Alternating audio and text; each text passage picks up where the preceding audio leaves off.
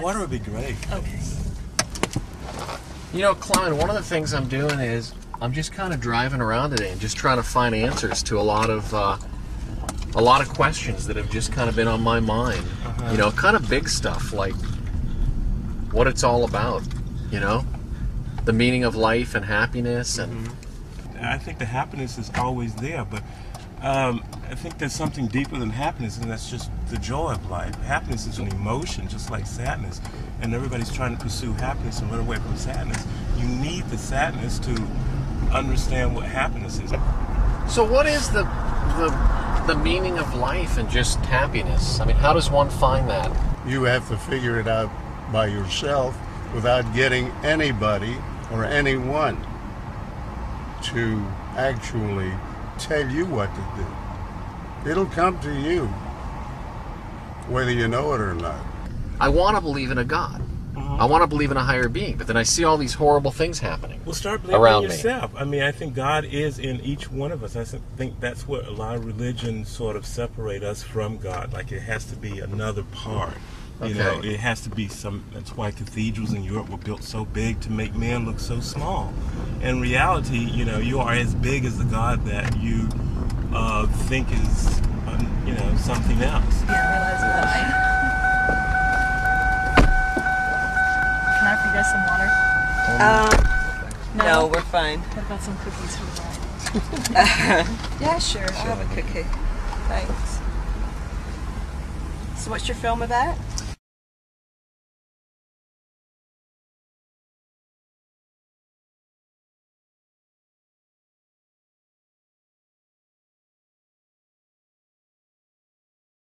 The whole God thing, I just run up against a brick wall with that. With all the horror happening in the world, I just find an emptiness knowing that there's nothing other than all this craziness on our earth, and how you know, man comes along and in a couple of 100 years we destroy the evolution of rainforests and things that took millions of years. And well, I think you said it, man. You can't blame God. God gave us the will to choose, and that's where all this devastation and chaos comes from. But how can God allow this to happen? How can God allow these rainforests to be destroyed? Because in the end, it's all going to be perfect. We have to. We live in a world of relativity. You have to relate to situations to understand another situation, and it's just not about, you know, a reward at the end of a good day. It's about relating and challenging and living a physical life. You know. How long have you been married? 5 years. Yeah, 5 years. I don't think everyone's meant to be a mother or father. You know, everyone just thinks, well, you get married and you've got to be a parent. That's just what everyone does. But I don't think that's the case at all. You know, you can have kids in your life without Being a parent. No, absolutely. You know. I think so many people just rush into it and think, oh, geez, I'm married. I better start having kids because my friends are having kids, so you know, I'll do it. Thank you. Thank you all. I appreciate it. Nice meeting you. Nice to and meet hope you. to hear from you all. Watch yourself. I just read a book by Bertrand Russell, In Search of Happiness, and in that book he talks a lot about modern day angst and people feeling as though they always have to be happy. And if they're not always happy 100% of the time, then they get depressed. You can't be happy 100% of the time because of certain circumstances that are thrown into your direction. In life itself, we go through many phases. You were saying something about being happy all the time. You just can't do that. I'm a happy person, always have been.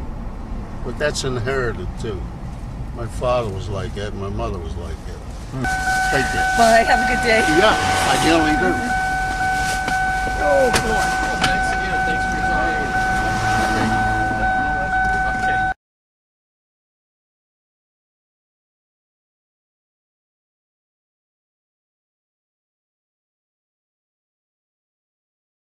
My name's John. What's your name? My name is Kara. Kara. Okay, Kara. Nice to meet you. Nice to meet you. Life is magic.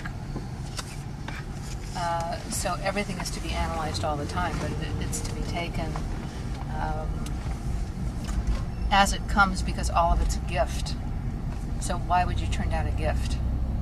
But I mean, all of it is a gift. What you like and what you don't like. And nowadays you can have kids when you're old. It's cool. It's hip. commitment is, I think, a good thing. It's also difficult. Being committed, being constant, being loyal, to me, all of those terms are related to one another. I admire them. It's hard to find, but you can be happy without them. Hey, do you want a cookie? Oh, no, As you're on your way to the gym? Yeah. Thank you. So you help people to stay fit? Yeah, I teach them how to exercise, how to eat right. Yeah, take care of themselves. From where is your nice accent? My nice accent is from Argentina. Argentina, okay. Yeah. Yeah, or Maybe try go to someplace Scotland or else. Britain or There you somewhere. go. That's a good idea. Go meet a Scottish woman. Are they pretty nice in general? And If you're anywhere else in Europe, they're like, oh, you married a Scot. No, they're great. But I don't. I think it's totally the They're opposite. down to earth. They'll tell you exactly what they're thinking. Exactly. They've got a sense of humour. Yeah. Yeah. If you like spending time in the pub. there you go. Okay. And No, they're... yeah, that's it. Down to earth. Yeah, True. you should travel. How do you meet people? I don't really have a lot of free time, so it has to be through work or people that go to the Go to the gym. gym. Yeah.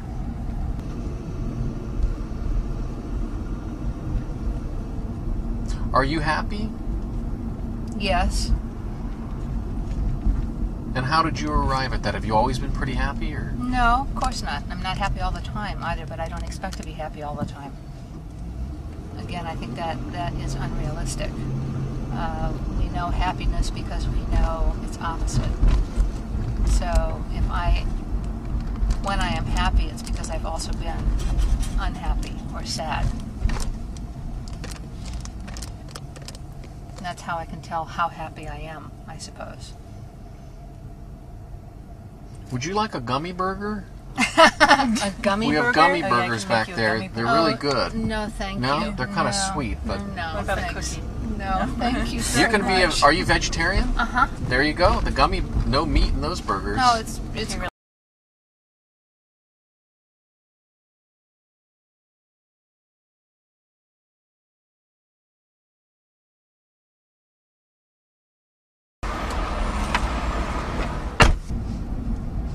Yeah, and maybe that's happiness. Maybe it's not in finding another person, but finding yourself and feel happy with yourself and whatever is around you, not just another person.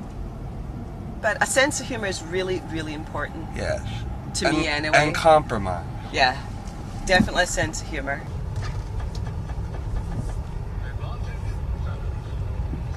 Let's ask these two guys with their baseball caps. Yeah. So my name's John. What's your names? Travis. Travis? I'm Antoine. Antoine, okay. And where are you guys heading tonight? Where do you need a lift to? Transbay Terminal. Transfer Terminal, okay. Or Treasure Island, whichever. Okay.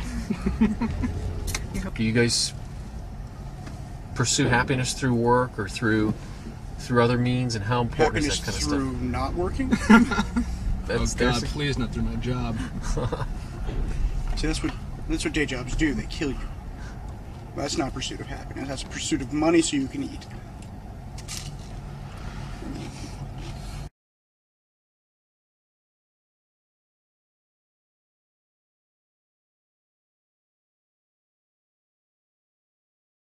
this. I read a book, Bertrand Russell's In Search of Happiness, and it really just got me thinking a lot about people's individual pursuit of happiness in today's day and age. And I was just wondering if I could get some perspective from you guys on what it means to you to be happy. Well, that's a tough one. I think being happy is maintaining an interest in life, passion for life. So what makes you happy? Theater, actually.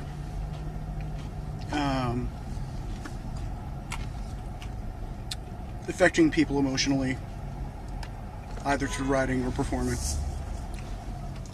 For me, it's similar and related. I'm just all about a good story to tell. Theater is one of the best avenues to do that. I don't think most people are actively pursuing happiness. I think they're just getting by day to day. As long as they get a couple of square meals and they don't get evicted, they consider it a good day. At least in my 20s were pretty unhappy, and in my 30s was slightly better. But in my 40s, as I got more experience, I guess more wisdom, if you want to call it, I got perspective on things, and I got a wider perspective on the world. You learn, among other things, you learn that there are people who are much worse off than I am, or than many of us are here in this country, and who don't even have the choices that we have here in this particular part of the world. The problem isn't saving the world. That's kind of the easy part. It's the saving the world without the superpowers. It's easy to save the world. I don't remember agreeing to that. No, of course you didn't. Is this like a 1 week goal or a Oh no, short term, long term? No. I'm realistic about being the global messiah. No, but I think everybody wants to throw up posters about dreaming big.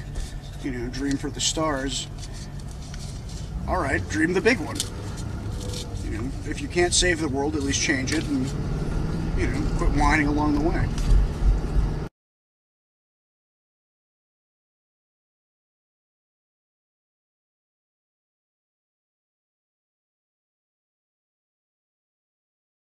I had a friend who was really sick with multiple sclerosis who passed recently, and he suffered a lot, and I really learned a lot from him. I don't feel sorry for myself anymore.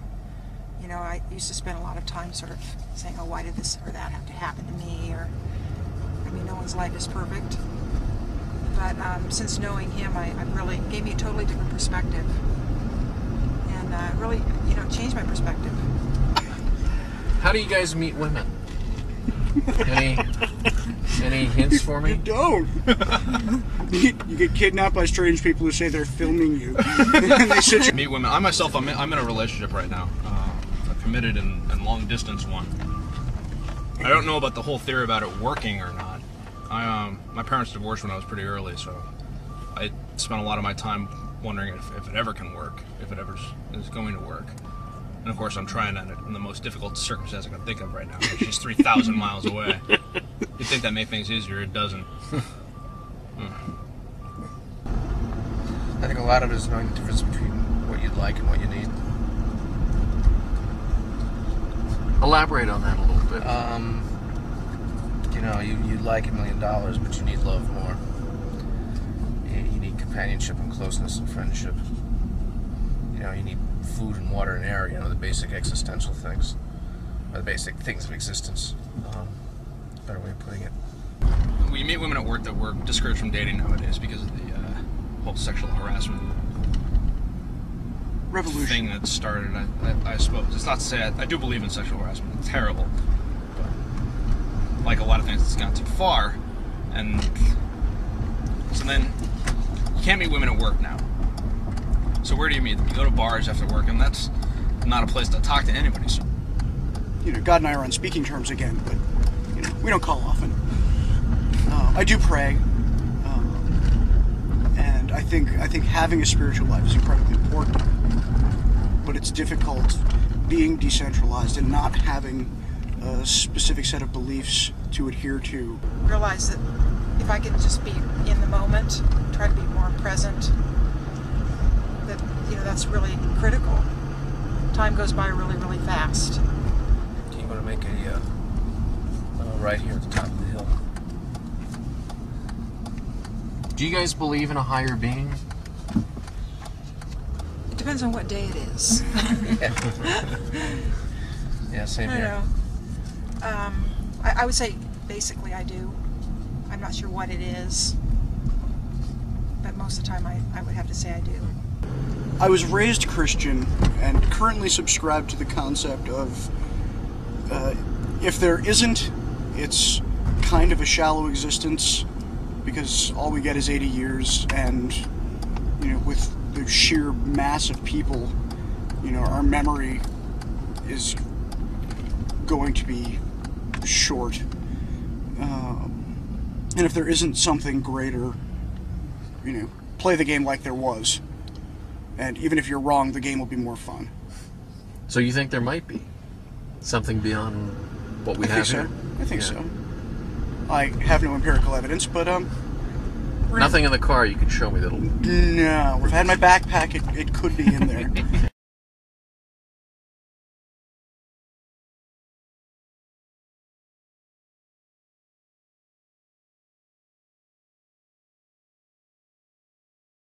I remember there's a poet that said something rather beautiful once.